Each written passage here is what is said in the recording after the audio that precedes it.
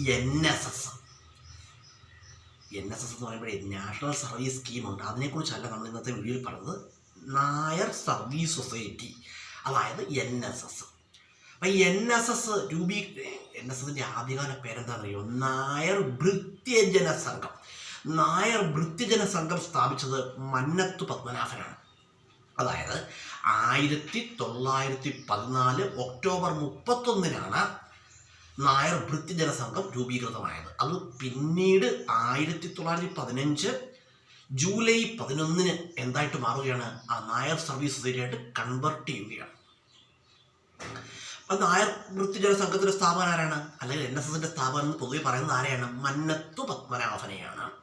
അതുപോലെ NSSൻ്റെ ആദ്യകാല general secretary ആരാണ്? മന്നത്തു പത്മനാഭനാണ്. NSSൻ്റെ ആദ്യകാല ജനറൽ സെക്രട്ടറി ആരാണ്?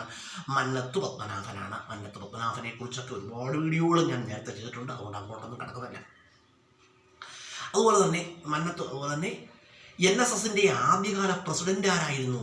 കെ കേളപ്പനായിരുന്നു. NSSൻ്റെ ആദ്യകാല പ്രസിഡന്റ് ആരാണ്? കെ കേളപ്പനാണ്. NSSൻ്റെ ഇപ്പോഴത്തെ പ്രസിഡന്റ് ആരാണെന്നറിയോ? ഡോക്ടർ M ശശികുമാറാണ്. അതുപോലെ തന്നെ NSSൻ്റെ ആസ്ഥാനം എവിടെയാണെന്നറിയാമോ? NSSൻ്റെ ആസ്ഥാനം എവിടെയാണ്? പെരുന്ന ചങ്ങനാശ്ശേരി. അതെവിടെയാണ്? കോട്ടയം ജില്ലയിലാണ്. പെരുന്ന ചങ്ങനാശ്ശേരി അവിടെയാണ്, കോട്ടയം ജില്ലയിലാണ്. അതുപോലെ വളരെ പ്രധാനപ്പെട്ട ക്വസ്റ്റ്യൻ ഉണ്ട് കേട്ടോ. NSSൻ്റെ ഇപ്പോഴത്തെ പ്രസിദ്ധീകരണം ഏതാണെന്ന് അറിയാമോ? NSSൻ്റെ ഇപ്പോഴത്തെ പ്രസിദ്ധീകരണം സർവീസ്. ഏതാണ്? സർവീസ് കേട്ടോ. NSSൻ്റെ ഇപ്പോഴത്തെ പ്രസിദ്ധീകരണമാണ് സർവീസ്.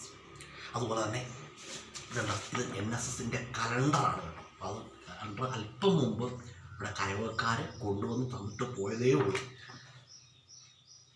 NSSൻ്റെ കലണ്ടർ 2026 കലണ്ടറാണ്. ഇപ്പം അങ്ങോട്ട് അവർ തന്നിട്ട് പോയതേ ഉള്ളൂ.